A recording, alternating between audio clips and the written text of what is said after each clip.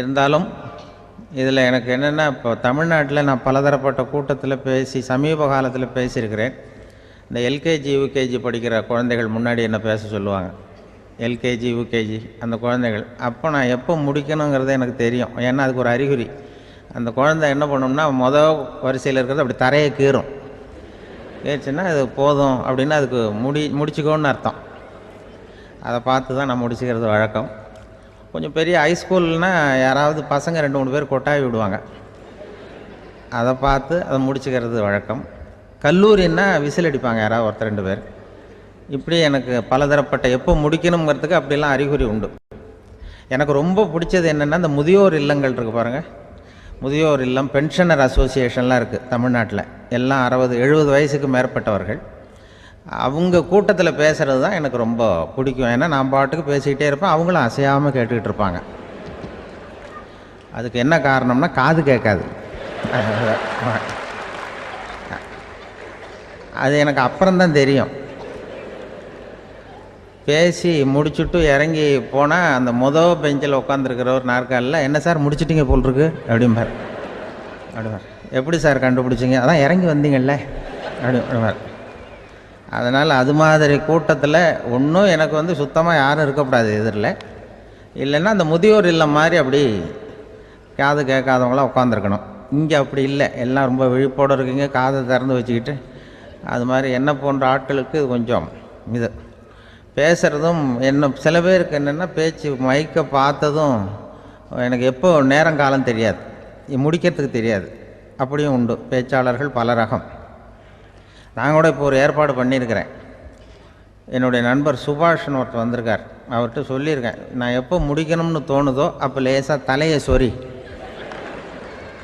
நான் முடிச்சுக்கிறேன். என்ன கடிகாரமும் கிடையாது, ஒன்றும் கிடையாது. நான் எப்போ ஆரம்பிக்கிறேன் எப்போ முடிக்கிறேன்னு தெரியாதுன்னு சொன்னேன். இதே மாதிரி கும்பகோணத்தில் சமீபத்தில் ஒரு கூட்டத்துக்கு போகும்பொழுது அந்த ஏற்பாட்டாளரை உட்கார வச்சு, நீ முடிக்கணும்னு தோன்றப்போ தலையை சொரியா நான் புரிஞ்சுக்கிறேன்னு சொல்லிவிட்டு, பெரியோர்களே தாய்மார்களேன்னதும் உடனே தலையை சொன்னார். என்னையா அது உள்ளேன்னா, இல்லை இது தலை அரிக்குது அதனால் சொல்லிடுறேன், நீ அது வேறு மாதிரியாக சொல்லுவேன்னு சொன்னார். அப்படி ஒருத்தர் ஏற்பாடு பண்ணி உட்கார வச்சுருக்கேன் எதிரில். அவர் இன்னும் தலைக்கு கையை கொண்டு போகல, வரிசையில் உட்கார வச்சுருக்கிறேன். ஏன்னா இந்த பேசுகிறவங்களுக்கு அந்த கூட்டம் பார்த்துட்டா முடிக்கிறது எப்போ முடிக்கிறது என்ன எதுன்னு தெரியாது. அது ஒரு பேச்சாளர் அவர் பாட்டு பேசிகிட்டே இருந்தாராம், ரொம்ப நேரம் பேசிகிட்டு இருந்திருக்கார்.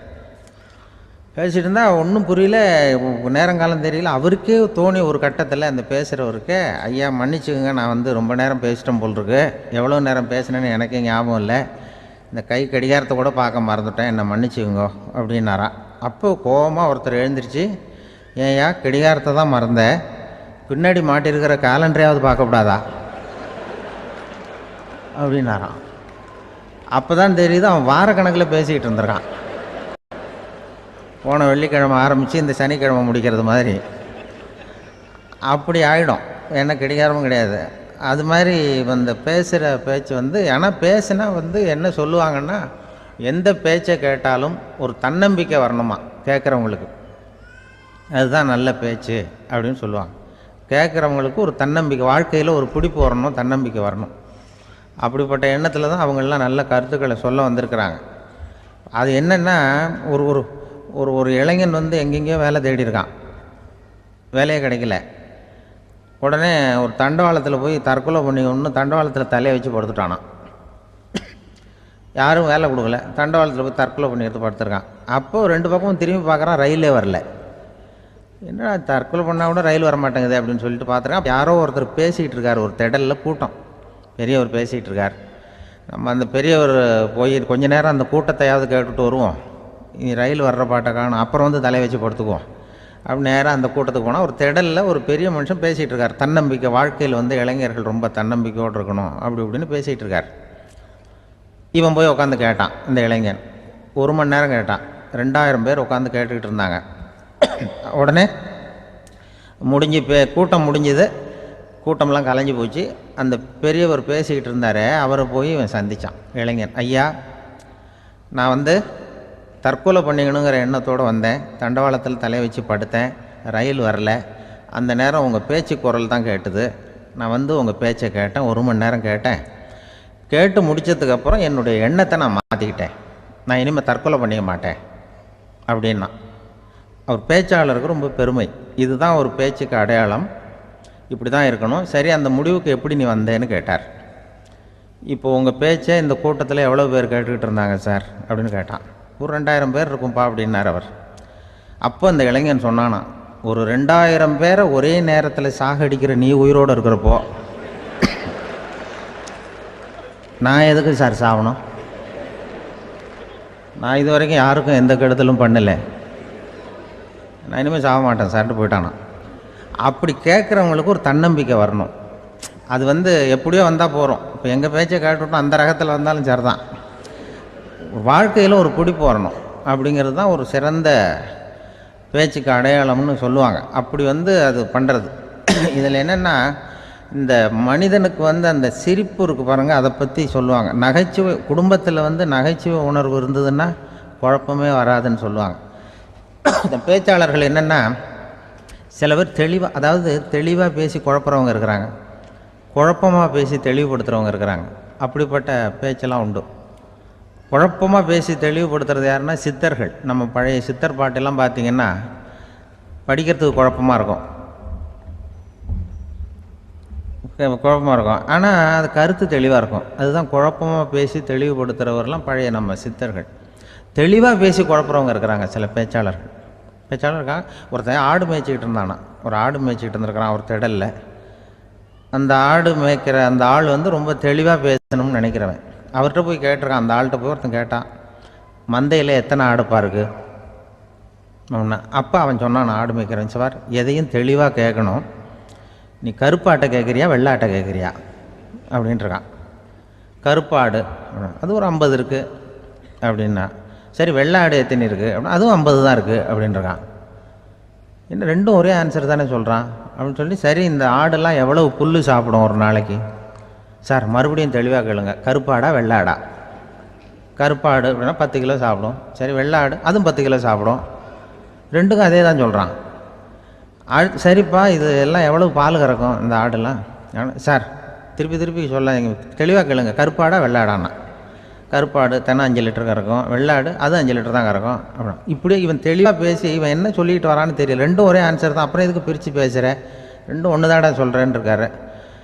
அப்படி இது ஆரம்பத்திலே கேட்டால் சொல்லிட்டு போகிறேன். ஏன்னா ஏன் அப்படி தெளிவாக பிரித்து கேட்குறேன்னா, அந்த கருப்பாடெல்லாம் எதிர்த்த வீட்டுக்காரனுக்கு சொந்தம் அப்படின்னா. சரி, வெள்ளாடு அதுவும் எதிர்த்த வீட்டுக்காரனுக்கு தான் சொந்தம் அப்படின்னா. இப்போ என்ன பேசினா தெளிவாக பேசி குழப்பிக்கிட்டு இருக்கான்னு அர்த்தம். இப்போ எதுக்கு இந்த அறிகுறியை சொல்கிறேன்னா, நான் பேசுகிறது கூட அப்படி தான் இருக்கும். ஏன்னா குழப்பமாக பேசி தெளிவுபடுத்துகிறவர்கள் பின்னாடி வராங்க. அவங்க கொஞ்சம் அதனால் நம்மளால் முடிஞ்ச வரைக்கும் கொஞ்சம் தெளிவாக பேசி உங்களை குழப்பி வச்சோம்னா அவங்க பின்னாடி பார்த்துக்குவாங்க. அதுதான் எனக்கு எங்கள் ஊர்லேயே ஒரு பேர், எங்கள் ஊர் நண்பர்கள் கூட இங்கே வந்திருக்கிறாங்க. எங்கள் ஊரில் இருக்கிறவங்க இந்த ஊரில் வேலை பார்க்குறாங்கங்கிறது எங்கள் ஊர் பக்கத்து ஊர் இப்போ தான் தெரியும். வந்த பிறகு நண்பர்கள்லாம் பார்த்தாங்க. எங்கள் ஊர் பையங்கள்லாம் இங்கே இருக்கிறாங்கங்கிறது எனக்கு இப்போ தான் தெரியும். எங்கள் ஊரில் அவங்களுக்கு தெரியும் எனக்கு பேர் என்னென்னா, எல்லாம் நல்லா செய்வேன், கொஞ்சம் பொய் சொல்லுவேன் அப்படிம்பாங்க. அதுக்கு இப்போவும் சொல்லுவாங்க. எங்கள் ஊரில் ஒரு பெரியவர் கேட்டார், உனக்கு சின்ன வயசுலேயே உனக்கு ரேடியோவில் வேலை கிடைக்கும்னு எனக்கு தெரியும்ப்பா அப்படிம்பார் ஒரு தாத்தா. அது எப்படி தாத்தா உங்களுக்கு தெரியும், அவ்வளோ தீர்க்க தரிசனமா? ஆனால் இல்லை நீ சின்ன வயசில் கூட ஒரு பொய்யை கூட நிஜ மாதிரி பேசுவேன், அதனால தான் உனக்கு அங்கே வேலை கிடச்சிது அப்படின்னு சொல்லுவாங்க. அது மாதிரி இந்த பொய் சொல்கிறதுல கொஞ்சம் அதுதான் என்கிட்ட உள்ள குறையை தவிர, கொஞ்சம் பொய் சொல்லுவேன், வேறு மற்றதெல்லாம் தெளிவாக இருக்கும். இதுவே சொன்னாராம். அதாவது கடவுள்கிட்ட போய் புகார் பண்ணாங்களாம். கடவுள்கிட்ட போய் ஒருத்தர் புகார் பண்ணியிருக்கிறார், நீ படைத்த மனுஷன்லாம் பூலோகத்தில் பொய் சொல்கிறாங்க, ரொம்ப எல்லோரும் பொய் சொல்கிறாங்க, நீ படைத்த மனுஷன் சரியா இல்லை அப்படின்னு கடவுள்கிட்ட போய் புகார் பண்ணாங்களாம். அப்போ கடவுள் சொன்னாராம், என்னை யாரும் ஏமாற்ற முடியாதுப்பா, நான் அதுக்கு ஒரு ரிமோட் கண்ட்ரோல் மாதிரி ஒன்று வச்சுருக்கேன், இங்கே பாரு, எதிர்த்தாவில் பாரு என்ன தெரியுது அப்படின்னா பிரம்மாண்டமான செவுரு, அதில் லட்சக்கணக்கான எலக்ட்ரிக் பல்புலாம் சொருவிருக்கு, அதெல்லாம். அப்போ கடவுள் சொன்னாராம், புகார் சொன்னவனை கூப்பிட்டு, இதை பாருப்பா, எலக்ட்ரிக் பல்பு, பூலோகத்தில் நாம் படைத்த மனிதர்கள் யாராவது பொய் சொன்னால் இங்கே விளக்கு எரியும், எந்த ஏரியாவில் எவ்வளவு விளக்கு எரியுது அப்படிங்கிறத பார்த்து நான் கண்டுபிடிச்சிருவேன், நான் படைத்த மனிதர்களை என்னை ஏமாற்ற முடியாது, எவ்வளவு பேர் எங்கே பொய் சொல்கிறாங்கிறது இந்த விளக்கை பார்த்து கண்டுபிடிச்சிருவேன் நான் கடவுள். இப்படி சொல்லிகிட்டு இருக்கும்பொழுது எல்லா விளக்கம் எரிஞ்சுதான். அப்போ புகார் பண்ணவன் கேட்டிருக்கான், இது ஏதாவது ஒயரிங்கில் கோளாறாக இருக்குமா சார், இது ஏன் இப்படி எல்லாம் எரியுது அப்படிங்கிறப்ப கடவுள் சொன்னாராம், இல்லை இப்போ பொறு, இப்போ வந்து சிங்கப்பூரில் தென்கட்சி சுவாமிநாதன் பேசிக்கிட்டு இருக்கார், இன்னும் ஒரு 15-20 நிமிஷத்தில் சரியாக போடும் அப்படின்னாராம். அப்படி சொல்லுவாங்க என்னை பற்றி கொஞ்சம் பொய் சொல்கிறதுங்கிறது. அதுக்காக உங்ககிட்ட வந்து பொய் சொல்ல முடியாது. நான் பொய் சொல்கிறதுனா அந்த முன்னாடி சொன்னேன் முதியோர் இல்லம், அங்கே வேணால் சொல்லலாம், எதை சொன்னாலும் கேட்க போகிறதில்ல, அப்படி சொல்லலாம். ஏன்னா இப்போ இதில் என்னென்னா, இவங்க ஐயாக்கெல்லாம் இங்கே வந்ததும் பெரியவங்கள்லாம் சொன்னாங்க, முஸ்தபா சார்லாம் சொன்னார், இங்கே வந்து முன்னாடிலாம் எங்கள் மனிதர்கள் எந்த அளவுக்கு இப்போ வந்து ரொம்ப ஆக்கப்பூர்வமாக வளர்ந்துருக்கிறார்கள். முன்னாடிலாம் சினிமா நடிகர்களுக்கு தான் இது மாதிரி கூட்டங்கள்லாம் வரும், சினிமா சம்மந்தப்பட்டவங்களுக்கு இது மாதிரி ஏதாவது நல்ல விஷயங்களை பேசுகிறவங்களுக்கு கூட்டம் வர்றது வந்து ஒரு பெரிய ஆரோக்கியமான அறிகுறி, எங்களுக்கெல்லாம் ரொம்ப மகிழ்ச்சியாக இருக்குது சார்னு சொன்னார். அது இப்போ அதுக்கு தான் வந்திருப்பீங்க, வேறு ஒன்றும் இப்போ எங்கள் முகத்துக்காக வந்திருக்க போகிறீங்க, அப்படி ஒன்றும் கவர்ச்சியான முகமாக அதுவும், அதனால் வந்து முகத்தை பார்க்குறதுக்கு தான் வந்திருக்கிறாங்க அப்படின்னு சொல்லி. ஆனால் இந்த ரேடியோவில் நான் கொஞ்ச காலம் வெளியில் தெரியாமல் இருந்தேன். அப்போ என்ன பண்ணுவாங்கன்னா, என்ன வருவாங்க எங்கள் ரேடியோ ஸ்டேஷனுக்கு வருவாங்க, சார் அந்த தினம் ரேடியோவில் பேசுகிறாரு இன்று ஒரு தகவல், அவர் முகத்தை பார்த்துட்டு போகணும் சார் அப்படின்ட்டு வருவாங்க. ஏன்னா இப்போ தொலைக்காட்சியில் வர்றதில்லை. அதில் என்னென்னா அப்படி ஒரு தடவை வர்றவங்க அடுத்த தடவை வர்றதில்லை. அப்போ தான் புரியுது, ஓஹோ அவங்க ஆள் யாருன்னு தெரிஞ்சுக்கிறதுக்கு தான் வராங்க, வேறு ஒன்றும் ஒரு பெரிய கவர்ச்சி. அதனால் இந்த கூட்டம் வந்து ஏதோ எங்களுடைய கவர்ச்சின்னா அவர் ஐயா சுகிசிவம் கொஞ்சம் கவர்ச்சியாக தெரிகிறார், அதனால் அவருக்காக அந்த கூட்டமாக வேணா இருக்கலாம், வேறு எனக்கு அந்த நம்பிக்கை இல்லை. ஐயா சாலமன் பாப்பாவுக்கு சுத்தமாக அந்த நம்பிக்கை இருக்காது. அதனால் நாங்கள் வந்து ஏமாந்து போட மாட்டோம், ஏதோ எங்களை பார்க்க தான் வந்திருக்கிறாங்க எல்லோரும் அப்படின்னு. என்ன அவங்களுக்கு கருத்துன்னா, நல்ல குடும்பம் நல்ல மகிழ்ச்சியாக வாழ்வது எப்படி, நல்ல குடும்பத்தை எப்படி நடத்துறது, இது மாதிரி நல்ல கருத்துக்களை இப்போ ஜனங்கள்கிட்ட பரிமாறிக்கணும்னு இந்தியாவிலையும் தமிழ்நாட்டிலையும் சில நிகழ்ச்சிகளை அவங்க நடத்திட்டு இருக்கிறாங்க. ஐயா அவர்கள் கிராமப்புறங்களில் நகர்ப்புறங்கள்லாம் ஜனங்களை கூப்பிட்டு நல்ல விஷயத்தை சொல்லுது. குடும்பங்கிறது இப்போ வந்து ரொம்ப கஷ்டம். இப்போ எப்படின்னா, ஒரு 600 வருஷத்துக்கு முன்னாடி மனுஷனுக்கு இருந்த நெருக்கடி இருக்குது பாருங்கள், ஒரு 600 வருஷத்துக்கு முன்னாடி மனுஷனுக்கு எவ்வளோ நெருக்கடி இருந்ததோ அதுபோல் 40 பங்கு இப்போ அதிகமாகிட்டு தான் கண்டுபிடிச்சி சொல்லியிருக்கிறாங்க. அவ்வளவு நெருக்கடிக்கு மத்தியில் நாம் வாழ்ந்துக்கிட்டு இருக்கிறோம். ஒரு 600 வருஷத்துக்கு முன்னாடி என் தலையில் 1 கிலோ வச்சுக்கிட்டு நின்னேன்னு வைங்க, இப்போ 40 கிலோ வச்சுக்கிட்டு நிற்கிறேன். அப்படி ஒவ்வொரு மனுஷனுக்கும் வாழ்க்கையில் நெருக்கடி அதிகமாக போச்சு. இப்போ இந்த நெருக்கடியில் முன்னாடிலாம் யாரோ ஒருத்தர் தான் தியானம் பண்ணுவாங்க. தியானம்னா ஒருத்தர் 2 பேர் காட்டுக்கு போய் தியானம் பண்ணிகிட்டு இருப்பாங்க 600 வருஷத்துக்கு முன்னாடி. இப்போ வீட்டுக்கு வீடு தியானம் நடக்குது. ஏன்னா அந்தளவுக்கு வாழ்க்கையில் ஒரு நிம்மதி வேணும் அப்படின்னு சொல்லி பண்ணிட்டாங்க. அதுக்கு தான் இயற்கை கொடுத்துருக்கிற ஒரு இயற்கையான வைத்தியம்தான் சிரிப்புங்கிறது. இதை பற்றி பெரியவங்கள்லாம் இப்போ ஆராய்ச்சி பண்ணிகிட்டு இருக்கிறாங்க. சிரிப்புங்கிறது நாம் பிறந்து ஒரு 6 மாதத்தில் தான் முதல் தடவையாக விவரமாக சிரிக்க ஆரம்பிக்கிறோமா. நம்ம பிறந்து 6 மாதத்துக்கு, அதாவது முதல் தடவை சிரிக்க ஆரம்பிக்கிறது ஒரு 6ஆவது வாரம், 1.5 மாதத்தில் தான் குழந்தை வந்து விவரமாக சிரிக்க ஆரம்பிக்குது. அப்புறம் அப்படியே சிரிக்க ஆரம்பிக்கிறோமா. அதெல்லாம் இப்போ கணக்கு எடுத்துருக்குறாங்க. ஒரு குழந்தை ஒரு நாளைக்கு 200 தடவை சிரிக்குதான் ஒரு குழந்தை. பெரியவங்கள்லாம் 15 தடவை சிரிக்கிறாங்களாம். 200 தடவை சிரிச்சுக்கிட்டு இருந்த நாம் அப்படியே குறைஞ்சி 15 ஆகிட்டு. அதனால தான் இருதய நோயெல்லாம் வருது, ஹார்ட் அட்டாக்லாம் வருதுன்னு கண்டுபிடிச்சிருக்கிறாங்க. 200 சிரிப்புக்கு வந்து அது வந்து இயல்புத்தன்மை, மனுஷனுடைய இயல்புத்தன்மை சிரிக்கிறது. அதுக்கு ஜோக்கே தேவைப்படாது. ஆனால் இப்போ காலங்காலமாக நாம் என்ன போதிக்கப்பட்டு வந்திருக்கிறோம்னா, சிரிப்புங்கிறது ஒரு பாவமான செயல். ஒரு முதலாளிக்கு முன்னாடி தொழிலாளி சிரித்தா மரியாதை குறைச்சல், ஒரு கணவனுக்கு முன்னாடி மனைவி சிரித்தா மரியாதை குறைச்சல், அது மாதிரி ஒரு வாத்தியாருக்கு முன்னாடி பையன் சிரித்தா மரியாதை குறைச்சல், ஒரு ஆஃபீஸருக்கு முன்னாடி பியூனு சிரித்தா மரியாதை குறைச்சல், இப்படின்னு சொல்லி சிரிப்புங்கிறது ஏதோ மரியாதை குறைவான செயல்னு காலங்காலமாக நாம் போதிக்கப்பட்டு வந்திருக்கிறோம். இப்போ மரபு ரீதியாகவே அந்த சிரிப்பு வந்து நம்மகிட்ட சிறைப்பட்டுருக்கு தான், அடங்கி போச்சு. அந்த சிறைப்பட்டிருக்கிற சிரிப்பை வெளியில் கொண்டு வர்றதுக்கு தான் ஜோக்குன்னு ஒரு சாவியை போட வேண்டியிருக்கு. வேறு இந்த ஜோக்குக்கும் சிரிப்புக்கும் சம்மந்தம் இல்லை. அதை ஏற்கனவே இருக்கிறத வெளில கொண்டு வரதுக்கு ஒரு சாவி மாதிரி உபயோகப்படுதுன்னு இப்போ அதை பற்றி ஆராய்ச்சி பண்ணுறவங்களாம் சொல்கிறாங்க. ஏன்னா சிரிப்புக்கு ஜோக்கு தேவைப்படாது. இப்போ ஒரு குழந்தை தொட்டிலில் படுத்துருக்குன்னு வைங்களேன், குழந்தை தொட்டிலில் இருக்குது, அது முகத்துக்கிட்ட போய் ஒரு கிளுகிழுப்பை ஆட்டுங்க சிரிக்கும். அந்த கிளுகிழுப்பை சத்தமே சிரிக்க வைக்கிறதுல அதுதான் மனுஷனுடைய இயல்புத்தன்மை. அது என்ன ஜோக்காது, சத்தம். ஒரு கிளுகிழுப்பையை கொண்டு போய் குழந்தை முகத்துக்கிட்ட ஆட்டினா சிரிக்குதே, அதுதான் இயல்புத்தன்மை. அதே கிளுகிழுப்பே ஒரு தாத்தா மூஞ்சிக்கிட்டு ஆட்டுங்க, கோவம் வந்துடும், அடிக்க வருவார். என்னடா விளையாட்டு இது அப்படிம்பாரு. ஏன்னா அவர் சிரிச்சுக்கிட்டு இருந்தவர், அப்படி இருந்தவர் ஒரு காலத்தில். ஒரு கிளுகிழுப்புக்கு சிரித்தவர் ஒரு காலத்தில் இப்போ கோவப்படுறாருன்னா அந்த அளவுக்கு நம்ம மாறி போயிட்டே வந்துக்கிட்டு இருக்கிறோம். அதனால் அந்த இயல்புத்தன்மை மாறாமல் இருக்கணுங்கிறது ரொம்ப முக்கியம். அதுக்காக எல்லோரையும் குழந்தையாக்க முடியாது. மனுஷன் எல்லோரும் இனிமேல் வயசுங்கிறது கூட ஆகிட்டே தான் இருக்கும். அதுக்காக குறைச்சிக்கிட்டே போக முடியாது. அதுக்கு யாராவது மருந்து கண்டுபிடிச்சாதான் உண்டு. ஆனால் ஒருத்தர் மருந்து கண்டுபிடிச்சாராம், சொல்லுவாங்க. ஒரு டாக்டர் ஒரு மாத்திரை கண்டுபிடிச்சாராம். ஒரு மாத்திரை சாப்பிட்டா ஒரு வயசு குறையும், ஒரு மாத்திரை சாப்பிட்டா ஒரு வயசு குறையும் அப்படின்னு ஒரு மாத்திரையை கண்டுபிடிச்சிருக்கார். ஒரு பாட்டி அம்மா, 90 வயசு பாட்டி, அது போயிருக்கு. அதே டாக்டர்கிட்ட போய், ஐயா எனக்கு ஒரு பாட்டில் மாத்திரை கொடுங்க, இந்த வயசு குறையிற மாத்திரை அப்படின்றது.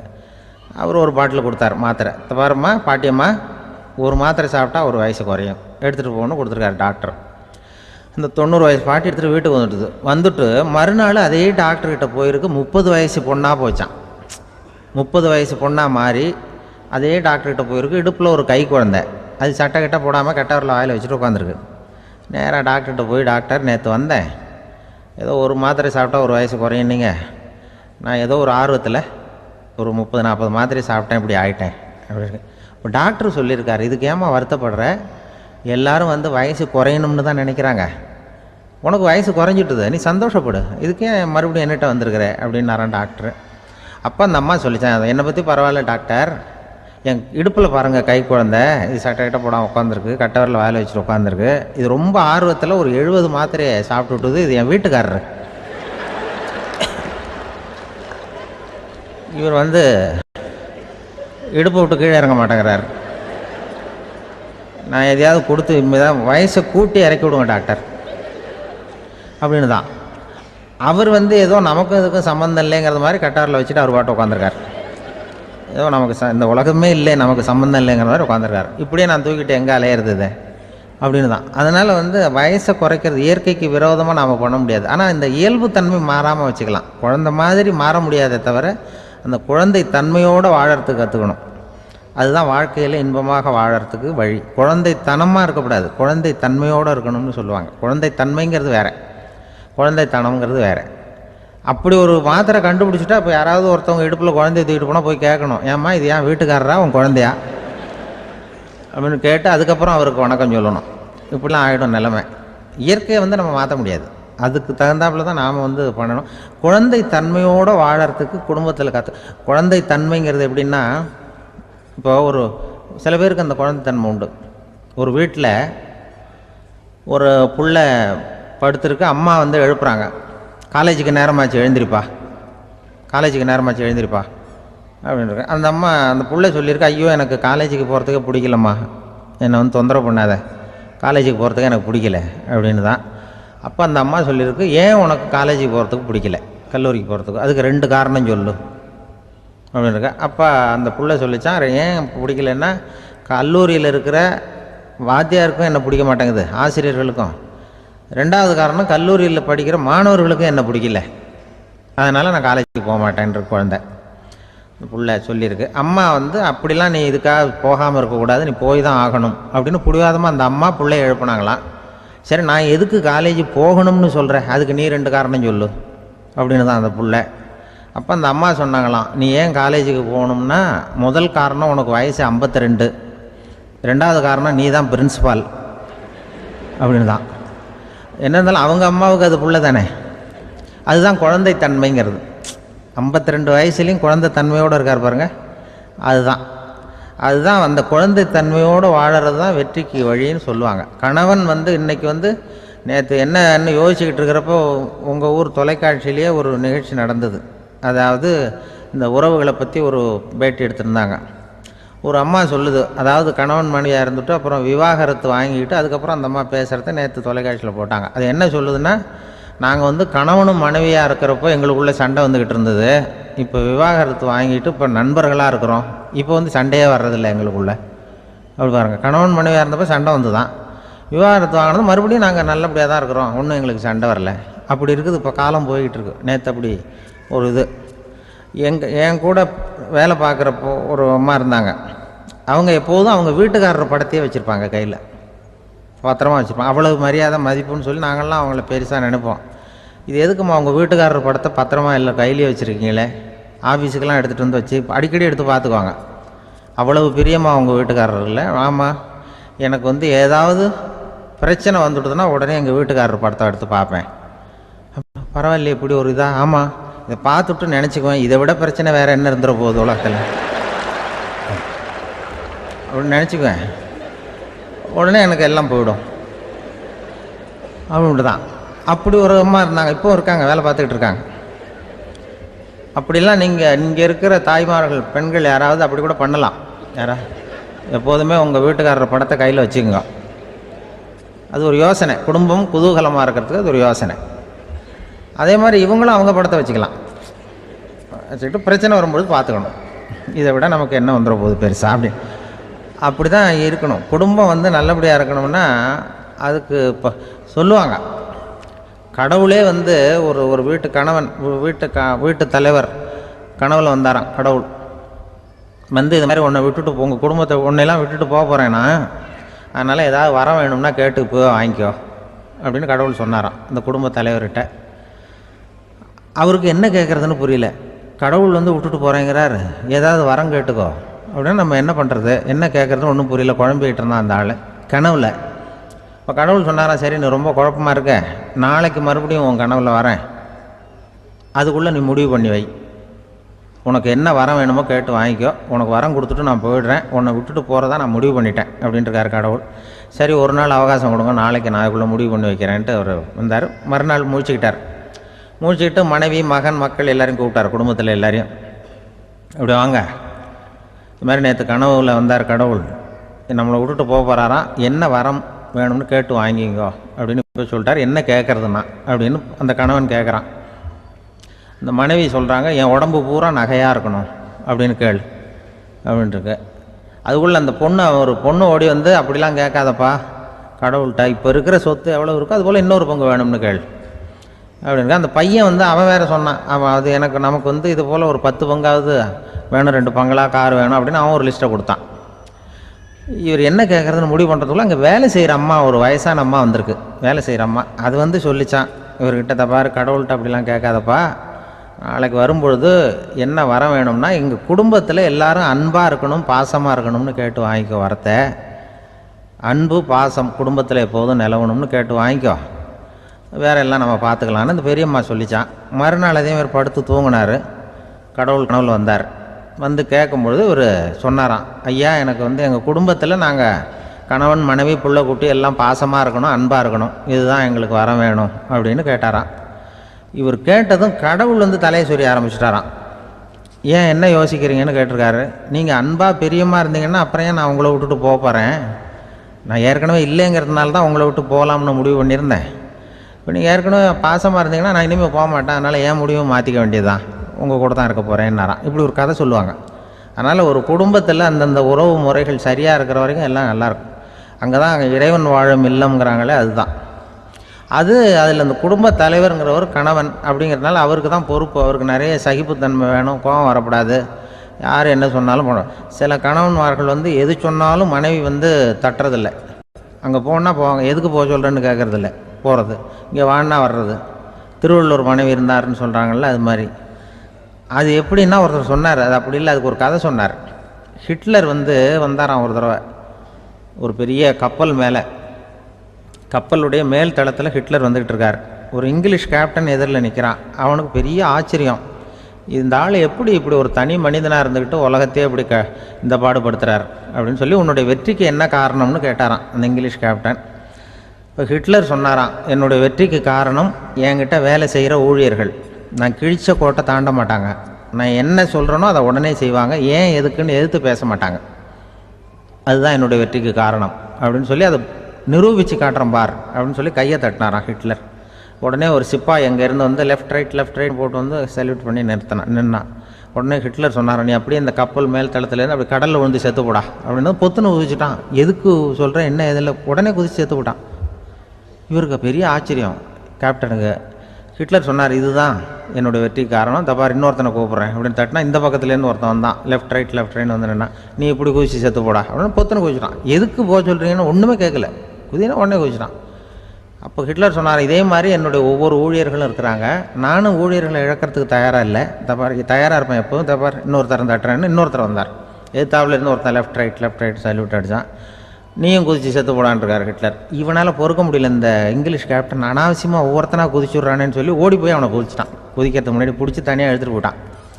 தனியாக எழுத்துட்டு போய் அந்த சிப்பாய்கிட்ட கேட்டாரான் அந்த இங்கிலீஷ் கேப்டன், ஏன்ப்பா அந்த ஆள் குதிக்க சொல்கிறான்னா நீ ஏன் எதுக்குன்னு கேட்குறது இல்லையா, உடனே குதித்து செத்து போகிறீங்களே, இதெல்லாம் என்ன அநியாயம் அப்படின்ட்டுருக்கான் அந்த இங்கிலீஷ் கேப்டன் கையை பிடிச்சிக்கிட்டு. உடனே அந்த சிப்பாய்க்கு கோவம் வந்துட்டு தான், உடையா கையை, இவன்ட்ட வேலை பார்க்குறத விட உழுந்து செத்து போகலான்னு நான் குதிக்கிறான்,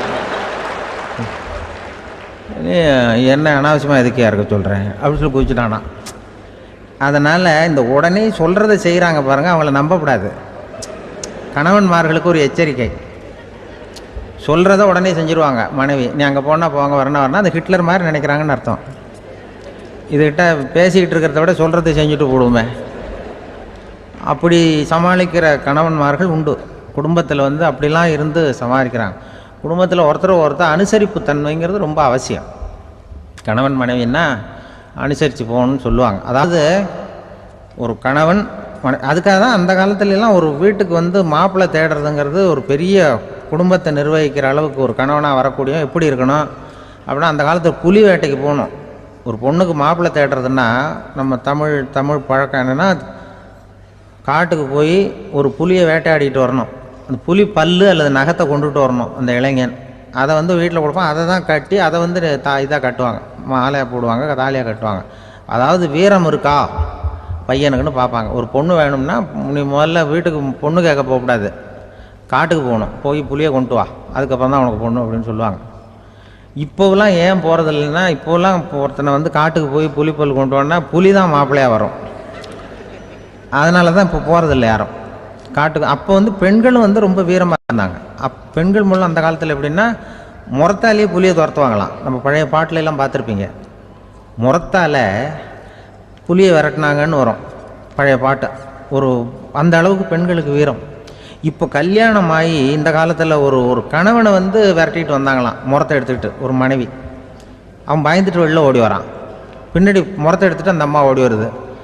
இவனை தனியாக பிடிச்சி கொண்டு போய், என்னப்பா இந்த மனைவிட்டு இப்படி பயந்து ஓடி வரியே, முறத்தால் துரத்துறா இப்படி வரியே அப்படின்னு தான் அவன் அப்படியே தடுமாறிக்கிட்டு, அதெல்லாம் ஒன்றும் இல்லை, அவன் என்னை புலியாக நினைக்கிறா அப்படின்னு ஒரு பெருமையாக சொல்லிட்டானான். அந்த காலத்தில் புலியை தான் முறத்தால் விரட்டினாங்க, இப்போ புருஷனை விரட்டுறாங்க அப்படின்னு சொல்லி. அப்படி அந்த காலத்தில் வந்து கணவனுக்கு ஒரு குடும்பத்தை நிர்வகிக்கிற திறமை இருக்கா, உடல் வலிமை தான் முக்கியம். இப்போ கூட மதுரை பக்கத்தில் ஐயாவுக்கு தெரியும், அந்த இளவட்டக்கல்லுன்னு ஒரு ஊருக்கு ஊர் எல்லையில் கிடக்கும். ஊர் எல்லையில் ஒரு பெரிய கல் கிடக்கும். அந்த ஊருக்கு பொண்ணு கேட்க போகிறவங்க அந்த கல்லை தலைக்கு மேலே தூக்கி காட்டணும், அப்படியே தூக்கி தலைக்கு மேலே வசதி கீழே போடணும். அந்த வலு இருந்தால் தான் நீங்கள் அந்த ஊருக்குள்ளேயே போகலாம், பொண்ணு கேட்குறதுக்கு போகலாம், இல்லைன்னா நீ திரும்பி போக வேண்டியதான். அந்த வலிமை இருக்கா மாப்பிள்ளைன்னு பார்க்குறாங்க, இளவட்டக்கல்லுன்னு பேர். அப்போ என்ன பண்ணாங்கன்னா, ஒரு 1000 வருஷத்துக்கு முன்னாடி அந்த கல்லை தலைக்கு மேலே தூக்கி கீழே போடுவாங்களாம். ஒரு 500 வருஷத்துக்கு முன்னாடி அப்படி கொஞ்சம் தூரம் இடுப்பு அளவுக்கு தூக்கி கீழே போட்டுக்கிட்டு இருந்துருக்குறாங்க. அதுக்கப்புறம் ஒரு 100 வருஷத்துக்கு முன்னாடியெல்லாம் அப்படி முழங்கால அளவுக்கு அப்படி தூக்கி போட்டால் போகிறோம்னு வச்சுருந்தாங்களாம். இப்போ நான் அந்த ஊருக்கு என் கூட பழனிசாமின்னு ஒருத்தர் இருக்கார், அவர் போய் உனக்கு எப்படிப்பா இந்த ஊரில் கல்யாணம் ஆச்சு அப்படின்னா, இப்போலாம் நாங்கள் தொட்டு கும்பிட்டா போகிறோம், அதை அசைக்கிறது கூட இல்லை. அப்படி ஆகிட்டுது. ஒரு குடும்பத்தை கணவனாக வரப்போகிறவனுக்கான தகுதி அந்த காலத்தில் அப்படி இருந்துதான்.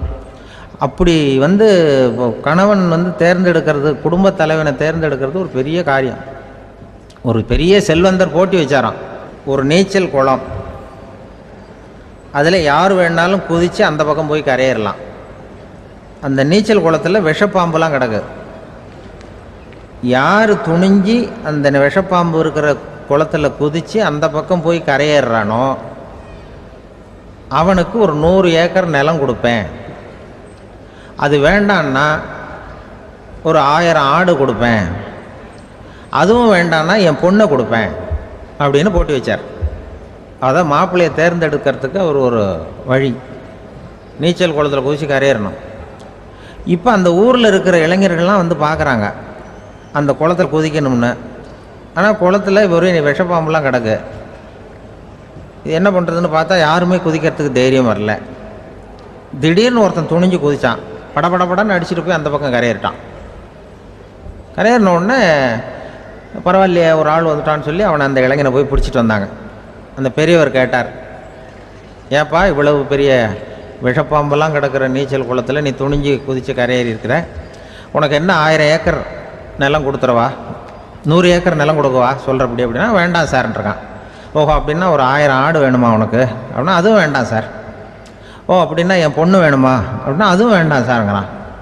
அப்புறம் எதுக்குடா குதிச்சுன்ட்டு என்ன உனக்கு என்ன தான் வேணும் அப்படின்னு கேட்டிருக்கார். என்னை எவன் பிடிச்சி தள்ளி விட்டவன்னு தெரியணும் அப்படின்றான். அதுக்காக அவன் பார்த்துருக்கான். அப்படி இருந்தால் தான் துணிச்சல் வரும் இந்த காலத்தில். எதுக்கு இவ்வளவு சங்கடம்லாம் வச்சாங்கன்னா, ஒரு குடும்பத்துக்கு தலைவராக வர வேண்டிய ஒரு ஆள், கணவனாக இருக்க வேண்டியவனுக்கு துணிச்சல் இருக்கா, தைரியம் இருக்கா அப்படிங்கிறது பார்க்குறதுக்காக இப்படிப்பட்ட தேர்வு முறைகள்லாம் வச்சுருந்தாங்க அந்த காலத்துலலாம். இப்போலாம் கல்யாணம் பண்ணுறது ஆளுக்கு நேரில் பார்க்காமலே கூட கல்யாணம் நடக்குது இன்டர்நெட்டில். இப்போ சர்டிஃபிகேட் கேட்குறாங்க, நோய் நொடி இல்லாமல் இருக்காரா பார், காட்டுக்கெலாம் போக வேண்டாம், நேராக ஆஸ்பத்திரிக்கு போய் ஒரு சர்டிஃபிகேட் வாங்கிட்டு வா, உனக்கு ஒன்றும் வியாதி இல்லைன்னு ப்ரூவ் பண்ணு, அதுக்கப்புறம் பார்த்துக்கலாம், மற்றதை பேசுவோம் அப்படின்னு சொல்லி அப்படி இருக்குது நிலைமை. அதனால் குடும்பத்தில் அந்த கணவனாக இருக்கிற வேண்டியவனுக்கு பொறுப்பு அதிகம். ஏன்னா எல்லாத்தையும் அனுசரித்து போக வேண்டியதாக வந்தான். அப்படி தான் இருக்குது. அந்த கணவன் மனைவிக்குள்ளே விட்டு கொடுக்கறது அதெல்லாம் பற்றி நிறைய எல்லாரும் ஏற்கனவே நம்ம புலவர்கள்லாம் பாடியிருக்காங்க. எல்லோரும் சொல்லுவாங்க, ஒரு கணவன் ஒரு குழந்தை பிறந்து தான் ஒரு வீட்டில், அந்த குழந்தைக்கு என்ன பேர் வைக்கிறதுங்கிறது ஒரு தகராறு.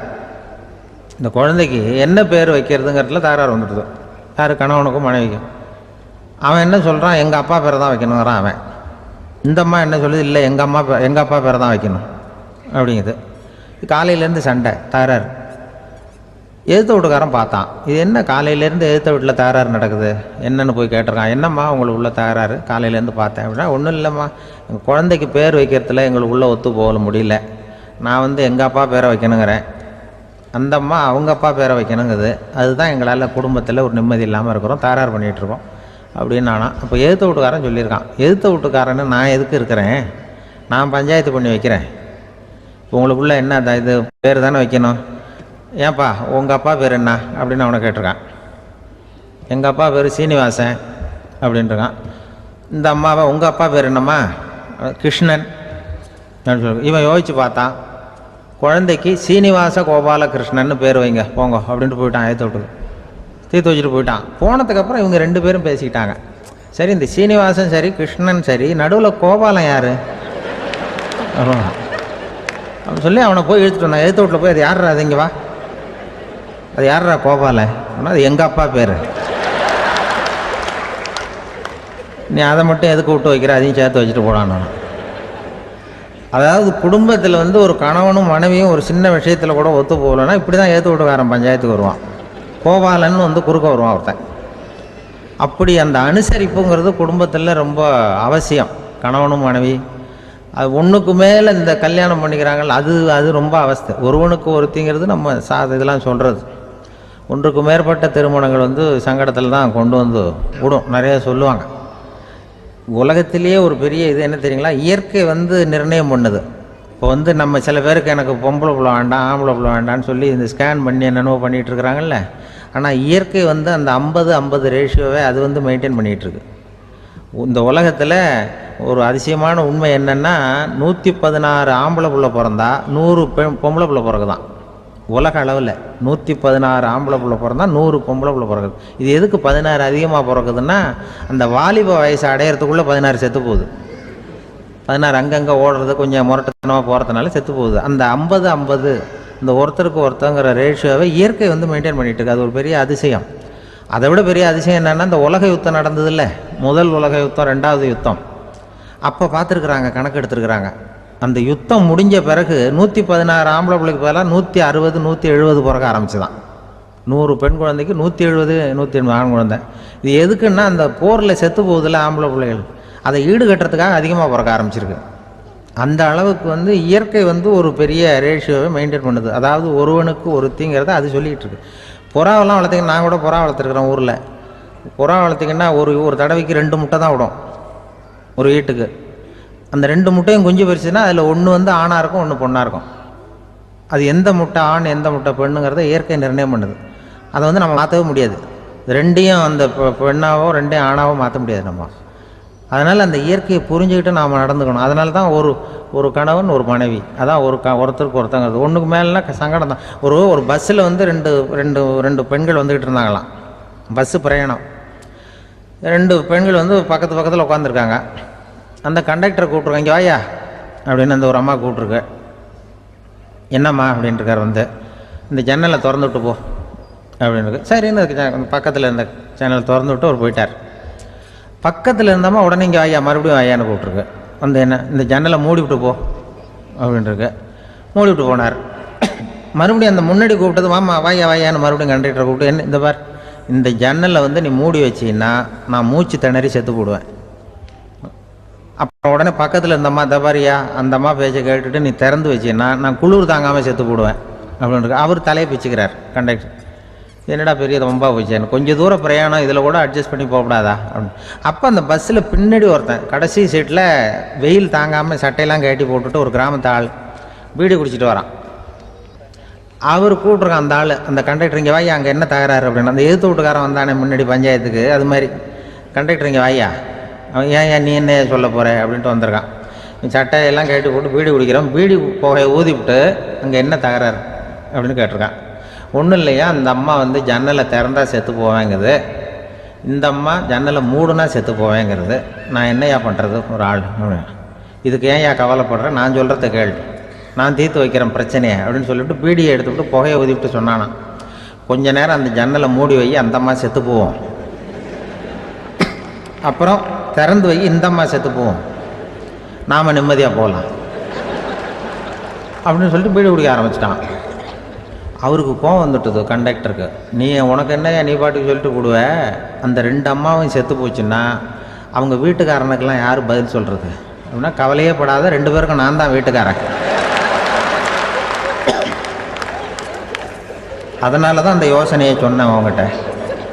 அப்புறம் இதுதான் அந்த ஒன்றுக்கு மேலே போச்சுன்னா அது இயற்கைக்கு விரோதம், இப்படிலாம் ஆகும்.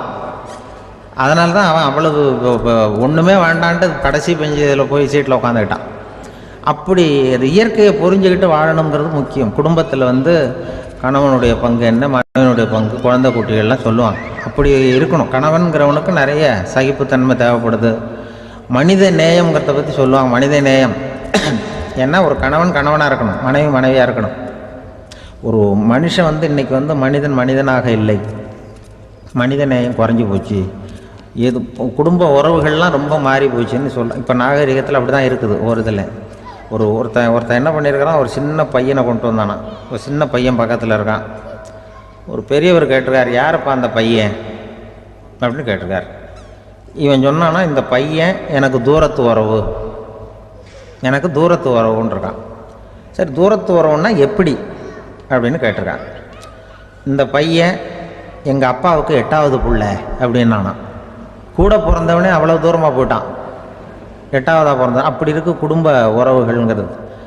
மனுஷனுக்கு வந்து வேல்யூ விஞ்ஞானம் எப்படி போட்டிருக்குன்னா, ஒரு மனித உடம்பில் இருக்கிற கால்சியத்தை மட்டும் தனியாக எடுத்தால் ஒரு சின்ன ரூமுக்கு வெள்ளை அடிக்கலாமா. ஒரு மனுஷ உடம்பில் இருக்கிற பாஸ்பரஸை மட்டும் தனியாக எடுத்தால் ஒரு 40 நெருப்பு குச்சி தயார் பண்ணலாம். ஒரு மனுஷ உடம்பில் இருக்கிற இந்த கொழுப்பு சத்தை மட்டும் தனியாக எடுத்தால் ஒரு 7-8 சோப்பு கட்டி தயார் பண்ணலாம். அது மாதிரி ஒரு மனுஷ உடம்புல இருக்கிற இரும்பு சத்தை மட்டும் தனியாக எடுத்தால் ஒரு 2 அங்குல அணி 2 செய்யலாம். இவ்வளவுக்கும் விலை போட்டால் 42 ரூபா 50 காசு. இதுதான் மனுஷனுக்கு விஞ்ஞானம் போட்டிருக்கிற விலை. அது எப்போ அது ஒசரும்னா, அவன் மனுஷனாக இருக்கிற வரைக்கும் இருக்கிறப்ப. அதுவும் செத்து போனால் அதுவும் கிடையாது, செத்து போனால் அதுவும் குறைஞ்சிரும். மிருகங்களுக்கெல்லாம் அப்படி இல்லை, செத்ததுக்கு அப்புறம் விலை கூடும். அங்கெல்லாம் எல்லா ஊர்லேயும் பார்த்திங்கன்னா உயிர் கோழி 50 ரூபா, உரிச்ச கோழி 60 ரூபான்னு போட்டிருக்கோம். செத்ததுக்கு அப்புறம் 10 ரூபா அதிகம். மனுஷனை வந்து நீ உயிர் மனுஷன் 42 ரூபா 50 காசு, செத்ததுக்கு அப்புறம் 52 ரூபான்னா நீயே வச்சுக்கிடாது, எனக்கு இது கண்டு போடும். அவன் வந்து எப்போ அவனுக்கு வேல்யூ கூடும்னா, மனிதனாக வாழும்பொழுது தான் வேல்யூ கூடும். குடும்பத்தில் வந்து அந்த பாசத்தோடு வாழணும்னு கடவுள்கிட்ட கேட்டு சொன்னாங்களே, அதுதான். இந்த சமூகங்கிறதும் ஒரு பெரிய குடும்பம்தான். அதனால தான் இந்த நாட்டுக்கு உள்ள பெருமையை எல்லாரும் ஒற்றுமையாக இருந்தால் எதையும் சாதிக்கலாம்ங்கிறது தான் இந்த நாட்டுக்கு உள்ள பெருமை. அப்படி நிரூபித்தோம். அதனால் சமூகங்கிறதும் ஒரு குடும்பம் மாதிரி இருக்கிறது தான் பெருசு. இப்போ சில இதெல்லாம் இப்போ ஜாதி மத வேறுபாடெல்லாம் வந்து நம்முடைய முன்னேற்றத்தை வந்து தடுக்கும். விலங்குகள் வந்து நம்மளோட மேலானது. அதான் ஒரு ஊரில் ஒரு சிவன் கோயில் இருந்து தான்.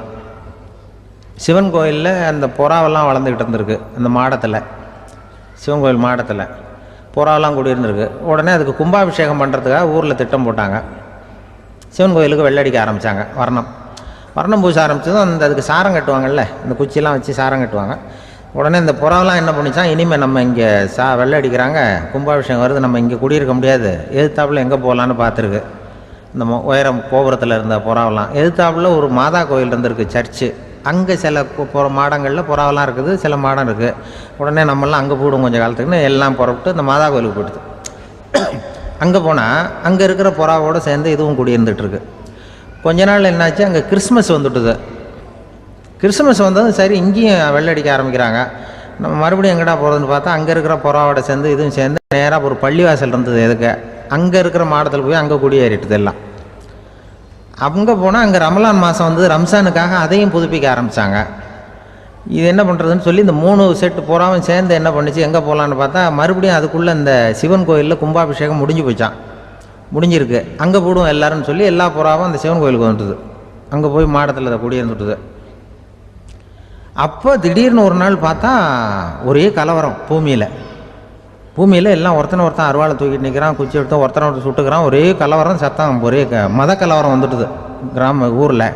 அப்போது புறாவெல்லாம் மாடத்தில் இருந்துக்கிட்டு ஒரு குஞ்சு புறா அவங்க அம்மாட்ட கேட்டு தான், இது என்ன இந்த மனுஷனுக்கு என்ன ஆச்சு, இந்த மனுஷனுக்கு என்ன ஆச்சு, அவன் கத்தியை தூக்கிட்டு நிற்கிறானே அப்படின்னு கேட்டு தான். ஒரு குஞ்சு புறா அவங்க அம்மாட்ட கேட்டுதான், அம்மா புறா. இப்போ அம்மா அந்த புறா சொல்லித்தான், மனுஷனுக்கு இப்போ மதம் பிடிச்சிருக்கு, அதான் கத்தியை தூக்கிட்டு நிற்கிறான் அப்படின்ட்டுருக்கு. இப்போ நமக்கெல்லாம் பிடிக்கலையே அப்படின்னு தான். அப்போ அந்த புறா சொல்லித்தான், அந்த பாருமா, நாம் வந்து இந்த சிவன் கோயிலில் இருந்தாலும் நமக்கு புறான்னு தான் பேர், இந்த மாதா கோயிலுக்கு போனாலும் நமக்கு புறான்னு தான் பேர், பள்ளிவாசலுக்கு போனாலும் நமக்கு புறான்னு தான் பேர். அந்த மனுஷன் அப்படி இல்லை. அவன் இங்கே இருக்கிற வரைக்கும் இந்துன்னு சொல்லுவான், அங்கே மாதா கோயில் இருந்தான்னா கிறிஸ்தவன்னு சொல்லுவான், பள்ளிவாசலில் இருந்தான்னா முஸ்லீம்னு சொல்லுவான். அப்போ குஞ்சு புறா அது என்ன இப்படி பண்ணுறாங்க மனுஷங்க, இப்போ அவங்கள விட நம்ம வசதி போல் இருக்க, நம்ம தேவலாம் போல் இருக்க அப்படின்னு தான் அந்த குஞ்சு புறா. அப்போ அந்த தாய் புறா சொல்லித்தான், உண்மைதான், அதனால தான் நம்ம மேலான இடத்துல இருக்கிறோம், அவன் கீழே நிற்கிறான் இன்னமும் அப்படின்னு சொல்லித்தான். இதுதான் அந்த குடும்பம்ங்கிறது, சமுதாயம்ங்கிறது ஒரு பெரிய குடும்பம். அது இந்த புறாகிட்டேருந்து மனுஷன் கற்றுக்க வேண்டியிருக்கு. அப்படி இருக்குது இன்றைக்கி மனுஷனுடைய நிலைமை. அதை வந்து புரிஞ்சுக்கணும். அப்படி தான் ஒவ்வொரு இதுலேயும் நாம் வந்து நடந்து கொள்ள வேண்டியிருக்குது. மிருகங்கள்டேருந்து கற்றுக்கிற வாய்ப்பெல்லாம் இருக்குது. அப்படி சொல்லுவாங்க. அந்த இதில் வந்து நாம் குடும்பத்தில் வந்து என்னென்னா, இப்போ இந்த பிள்ளைகளை பற்றி சொல்லுவாங்க.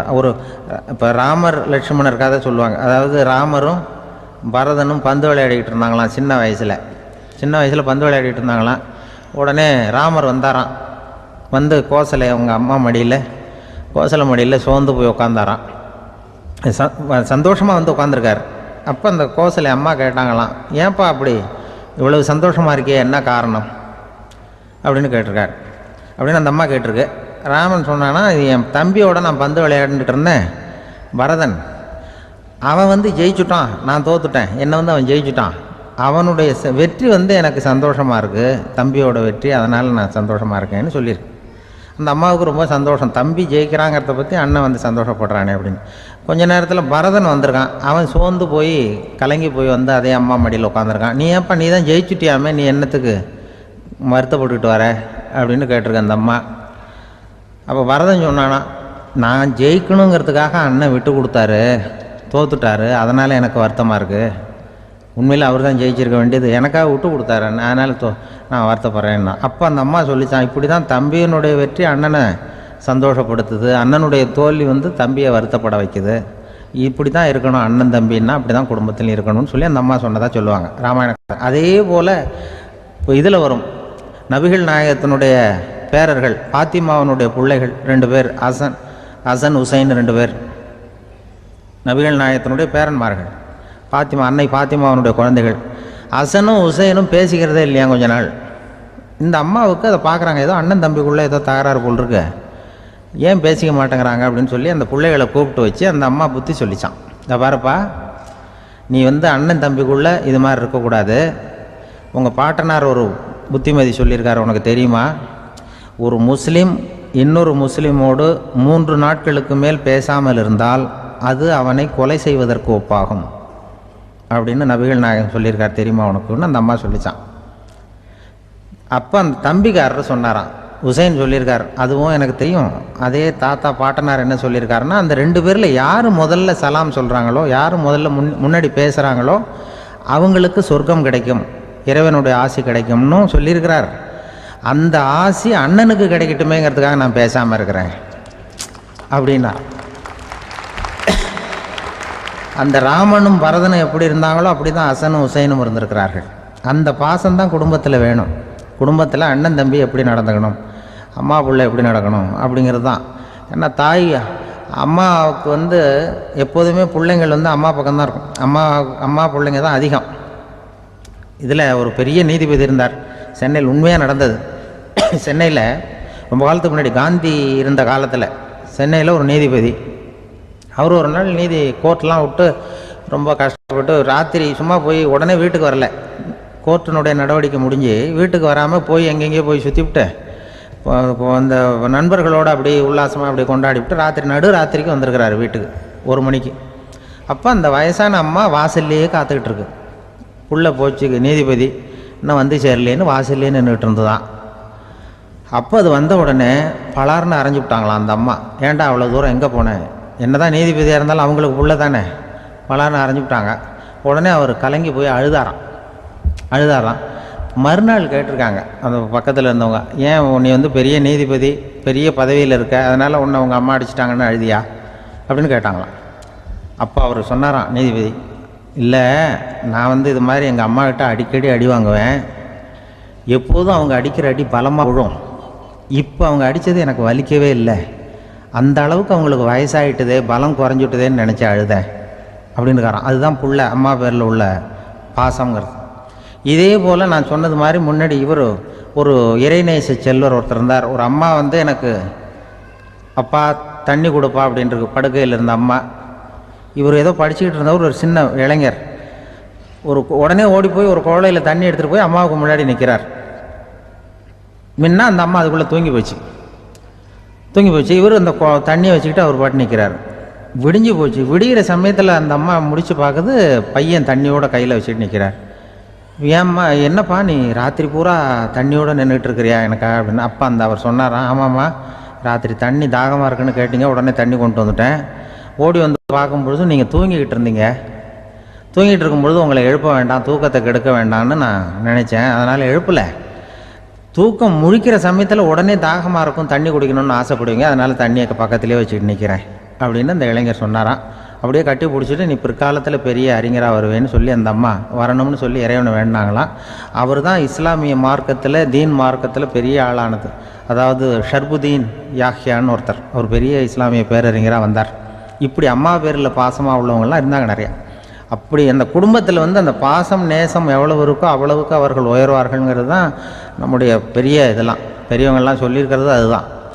அதனால தான் அந்த கணவனுடைய பங்கு என்ன, மனைவியினுடைய பங்கு என்ன, பிள்ளைகளுடைய பங்கு என்னங்கிறத பற்றி ரொம்ப விவரமாக சொல்கிறதுக்காக தான் அதை பற்றி நாம் சிந்திக்க வேண்டிய நேரம் இதுங்கிறனால தான். கணவனுக்கு வந்து இது வந்துடக்கூடாது, அதாவது கோபம் வரக்கூடாது, நிதானம் வேணும் அப்படின்லாம் சொல்லுவாங்க. நிதானம், கணவன் வந்து கோபப்படக்கூடாதுமா. அதுக்கு நாங்கள் மனுஷனுக்கு சினம் தவிர்த்தல்னு பயிற்சியெல்லாம் கொடுக்குறாங்க. இப்போது மனுஷன் கோபப்படாமல் இருக்கணும், போகணும் வரணும், அதுக்கு சொல்லுவோம் நாங்கள். சும்மா கதை ரூபமாக சொல்கிறது. அங்கே வேதாத்திரி மகரிஷின்னு இருக்கார், அவர் இதில் வந்து சினம் தவிர்த்தல்னு பயிற்சியை கொடுப்பாங்க. குடும்ப தலைவர்கள் பெரியவங்கள்லாம் வந்து அந்த பயிற்சியை எடுத்துக்கணும். என்ன கூப்பிட்டாங்க ஒரு தரம், சினம் தவிர்த்தல்னு ஒரு பயிற்சி கொடுக்குறோம், அதில் நீ வந்து பேசுன்னாங்க. நான் சொன்னேன், நான் பயிற்சிக்கு வேணா வரேன், என்னை பேச வேண்டாம் சார், நான் வந்து பயிற்சி கற்றுக்கிறேன். என்ன இல்லை நீ அதெல்லாம் பயிற்சி நாங்கள் கொடுக்குறோம், நீ உனக்கு என்ன தெரியுமோ சொல்லு, மனுஷன் கோவப்படாமல் இருக்கணும், அதுக்கு ஏதாவது வழி சொல்லிட்டு போ அப்படின்னு கூப்பிட்டாங்க. சரின்ட்டு போனேன். போய் அங்கே போய் நான் சொன்னேன், இது மாதிரி எனக்கு தெரிஞ்சது ஒரு கதை மாதிரி சொன்னேன். மீனம்பாக்கம் ஏர்போர்ட், அங்கே ஜப்பானுக்கு போக வேண்டிய ஒரு பிரயாணி லக்கேஜோடு நிற்கிறார் நிறையா. இதை வாங்கி பிளேனில் ஏற்றக்கூடிய ஒரு தொழிலாளி, அவர்கிட்ட அவர் சண்டை போடுறார், அடிக்க போகிறார், திட்டுறாரு, கண்டாமலான்னு திட்டுறார். அவர் இதை ஒருத்தர் பார்த்துக்கிட்டே இருக்கார். அந்த சினம் தவிர்த்தல் பயிற்சி கொடுக்குற பேராசிரியர் ஒருத்தர் பார்த்துக்கிட்டே இருக்கார். இது எப்படி இவன் இந்த ஆள் அவ்வளவு கோபமாக அடிக்க போகிறான், திட்டுறான் அந்த பெரிய மனுஷன். இவர் பதிலுக்கு அவர் திட்டவே இல்லையே. அந்த அந்த தொழிலாளி சிரிச்சுக்கிட்டே சரி சார் சரி சார் அப்படின்னுட்டே இருக்கான். இவர் லக்கேஜை வாங்கி பிளேனில் ஏற்றுற தொழிலாளி இவன் கண்ணாவுடனே அடிக்க போகிறான், திட்டுறான், முகம் செவந்து போச்சு. இவருக்கு என்ன ஆச்சரியம்னா, இந்த ஆள் இவ்வளவு கோவப்படுறான், அதை வாங்கி அந்த தொழிலாளி கொஞ்சம் கூட முகத்தில் கோபமே படலையே, சிரித்த முகத்தோடு இருக்கானே, இவன் நமக்கு பயிற்சி வகுப்பு எடுக்கலாம் போல இருக்க அப்படின்னு இவர் நினச்சிட்டார். ரொம்ப நேரம் அவர் கத்திக்கிட்டு இருந்தார். சரி சார் சரி சார்ன்ட்டு அதை வாங்கிட்டு அவர் போயிட்டார். போனதுக்கப்புறம் அவர் இந்த ஆள் அப்புறம் பிளேன் வந்தது, ஏறி அவர் போயிட்டார், ஜப்பானுக்கு போயிட்டார். அதுக்கப்புறம் இந்த சினம் தவிர்த்தல் பேராசிரியர் ஓடி போய் அந்த தொழிலாளியை பிடிச்சி கொண்டு வந்தார். இந்த பாருப்பா, நான் காலையிலேருந்து பார்த்துக்கிட்டு இருக்கேன், அந்த ஆள் உன்னை அடிக்க வந்தான், திட்ட வந்தான், இவ்வளவு கோவப்படுறான், உனக்கு பதிலுக்கு நீ கோவமே படலையே, உனக்கு கோவமே வராதா, அது எப்படி நீ சினம் தவிர்க்கிறது, எப்படி உனக்கு கோவமே வரலையா அப்படின்னு கேட்டிருக்கார். அப்போ அந்த தொழிலாளி சொன்னாராம், அப்படி இல்லை சார், மனுஷன்னு பிறந்தால் கோவம் படாமல் இருக்க முடியாது, எல்லாருக்கும் கோவம் வரும், அது அவங்கவுங்க வழியில் டீல் பண்ணுவாங்க, நான் அதை என் வழியில் டீல் பண்ணேன், அவ்வளோதான். அப்போ அவர் திட்டும் பொழுது உனக்கு கோபம் வந்தது தானே? வந்தது சார். அப்போ அது எப்படி டீல் பண்ணேன்னு கேட்டிருக்கார். அப்போ இவன் சொன்னான், நான் ஒன்றும் இல்லை சார், அந்த பிரயாணி இப்போ ஜப்பானுக்கு போயிட்டுருக்கார், அவர் லக்கேஜெலாம் அமெரிக்கா போயிட்டுருக்கு.